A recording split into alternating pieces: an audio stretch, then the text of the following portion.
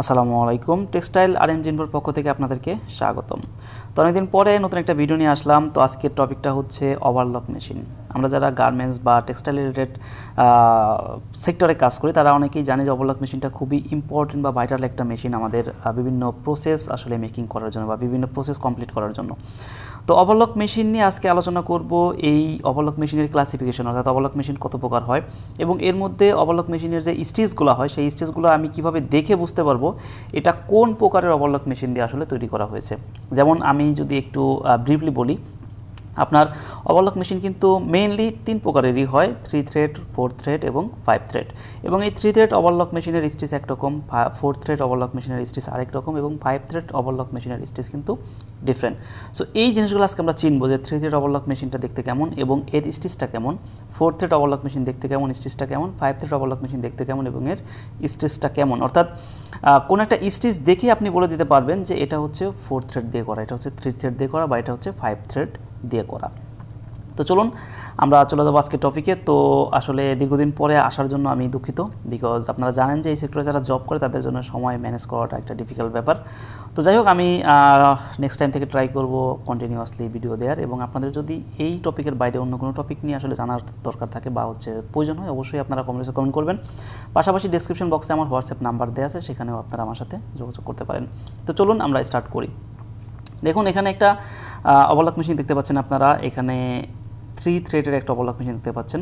যদিও এটা 4টা স্ট্যান্ড আছে এখানে, তার মানে 4 থ্রেড ওভারলক মেশিন এটা, বাট 4 থ্রেড ওভারলক মেশিনকে আমরা 3 থ্রেড ওভারলক মেশিন হিসাবে ইউজ করতে পারি। কীভাবে পারি? এখানে 3টা সুতা আমি যখন আসলে দিয়ে দিব বা 3টা থ্রেড যখন দিয়ে দিব তখন কিন্তু আমার এখানে, আর একটা নিডেল যখন আমি খুলে দিব, অর্থাৎ একটা নিডেল এবং 3টা থ্রেড যখন ইউজ করব তখন কিন্তু আমার এখানে কী হবে, 3 থ্রেড ওভারলক মেশিন আমি ইউজ করতে পারবো। এখানে আবার 2টা লুপার থাকবে। আপনারা জানেন যে ওভারলক মেশিনে কিন্তু লুপার এবং নিডেলের সমন্বয়ে আসলে সুইং কমপ্লিট হয়ে থাকে এবং আপনার আমাদের যে আলটিমেটলি যে স্টিচটা সেটা কিন্তু আমরা পাই। অর্থাৎ লুপার এবং হচ্ছে নিডেল, এই দুইটার সমন্বয় হচ্ছে আমাদের সুইংটা এখানে আপনার হয়ে থাকে। তো এখানে দেখুন, আমি যখন 3টা থ্রেড দিছি, 3টা থ্রেডের 2টা থ্রেড এখানে গেছে হচ্ছে লুপারে এবং একটা থ্রেড হচ্ছে আপনার নিডেলে। তো যাওয়ার পরে এখানে কিন্তু আপনার কি বলে সুইংটা হবে। সুইংটা হওয়ার পর আসলে এটা দেখতে কেমন দেখাবে আমাদের, এটা আমরা একটু দেখে নিই যে আসলে আমাদের 3 থ্রেড ওভারলক মেশিনের স্টিচটা দেখতে কেমন। দেখুন, এখানে 3 থ্রেড ওভারলক মেশিনের স্টিচটা দেখতে ঠিক এরকম। ওভারলক মেশিন মানেই হচ্ছে কোনো একটা ফেব্রিক বা কোনো একটা পার্টসের এডস বা প্রান্ত, এই প্রান্তটাকে সে কী করবে, আপনার সে কাভার করে দিবে, ঠিক আছে। অর্থাৎ ওই প্রান্ত থেকে আর কোনো সুতা বা অন্য কোনো কিছু আসলে বের হয়ে আসতে পারবে না। অর্থাৎ প্রান্তটাকে সে আগে কাটবে, কেটে দেন হচ্ছে এটাকে সে কী করবে, কাভার করে দিবে। দেখুন, এখানে কিন্তু একটা পার্টসের কোনো একটা প্রান্ত, এই প্রান্ত কিন্তু কী হয়েছে, কাভার হয়ে গেছে এবং এখানে আপনারা একটা জিগজ্যাগ স্টিচ দেখতে পাচ্ছেন। তো এটা কিন্তু 3 থ্রেড ওভারলক, ঠিক আছে। 3 থ্রেড ওভারলকের মধ্যে আসলে দেখতে ঠিক এরকমই, অর্থাৎ এই কোণা দিয়ে একটা স্টিচ যাবে, এর অপর প্রান্তেও ওই রকমই কোণা দিয়ে একটা স্টিচ গেছে এবং এটা একটা জিগজ্যাগ স্টিচ। দেখুন, এটা একটা জিগজ্যাগ স্টিচ হয়ে এটা আসলে প্রান্তটা কী করছে, কাভার করে দিয়ে ও জাস্ট ওর সুইংটা কমপ্লিট করছে। তো এখানে আমি এর অন্য প্রান্তটা দেখি। দেখুন, এর অপোজিট প্রান্তটা আসলে বা অন্য প্রান্তটা দেখতে কিন্তু ঠিকই যেরকম, এটাও জিগজ্যাগ, অর্থাৎ দুই পাশ দেখতে প্রায় সেম। 3 থ্রেড ওভারলক মেশিনের দুই পাশ দেখতে সেম। এখানে হচ্ছে জাস্ট আপনার কি হবে, একটা জিগজ্যাগ স্টিচ থাকবে এবং কোনো একটা ফেব্রিকের কোনো একটা প্রান্তকে তারা কাভার করে দিবে, দ্যাটস ইট। এটা হচ্ছে আমার 3 থ্রেড ওভারলক। এখন আমি আসি 4 থ্রেড ওভারলকে। দেখি 4 থ্রেড ওভারলকটা দেখলে আসলে আপনার পার্থক্যটা বুঝতে পারবেন যে 3 থ্রেড 4 থ্রেডের পার্থক্যটা কোথায়। দেখুন, এখানে কিন্তু 4টা সুতা অর্থাৎ 4টা থ্রেড আমি এখানে ইউজ করছি। তো 4টা থ্রেড ইউজ করছি এখানে, তাইলে আমার হচ্ছে কোন থ্রেড কোথায় যাবে, অর্থাৎ এখানে কয়টা থ্রেড নিডেলের, কয়টা থ্রেড লুপারের, এটা একটু জেনে নিই। 4 থ্রেড ওভারলক মেশিনের 2টা থ্রেড যাবে নিডেলে, অর্থাৎ এখানে 2টা নিডেল থাকে এবং 2টা থ্রেড যাবে লুপারে, অর্থাৎ এখানে 2টা লুপার থাকে।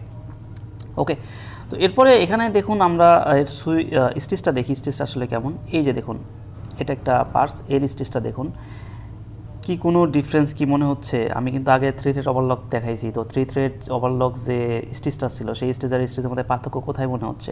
পার্থক্য হচ্ছে এই যে দেখুন, মাঝখান দিয়ে যে একটা স্টিচ চলে গেছে, এইটাই কিন্তু আসলে পার্থক্য, তাই না? এটা কিন্তু আসলে আমাদের 3 থ্রেড ওভারলক মেশিনে যায় নাই, অর্থাৎ বা 3 থ্রেড যে স্টিচটা ছিল সেটাতে যায় নাই। আমি যদি আপনাদের আরেকবার একটু দেখাই, দেখুন এখান দিয়ে এই স্টিচ, এই যে 3 থ্রেড, এর মাঝখান দিয়ে কিন্তু কোনো স্টিচ যায় নাই। এই মাঝ বরাবর কোনো স্টিচ গেছে না, অর্থাৎ এটা 3 থ্রেড। এবং যদি 3 থ্রেডের মতো দেখতে জিগজ্যাগ স্টিচ, এই জিগজ্যাগ স্টিচের মাঝখান দিয়ে যদি আরেকটা স্টিচ চলে যায় তখন সেটা হবে আমার 4th থ্রেড ওভারলক স্টিচ। তার মানে হচ্ছে আমি একটা স্টিচ দেখে আমি কিন্তু বলতে পারতেছি এটা কি 3 থ্রেড নাকি 4 থ্রেড। ওকে, তো আমি 4th থ্রেড চিনে গেলাম। এবার আমি চলে যাই হচ্ছে 5 থ্রেড ওভারলক। এই দেখুন 4th থ্রেড ওভারলকের ঠিক অপোজিট পার্সন, এটা অপোজিট পাশ আর কি।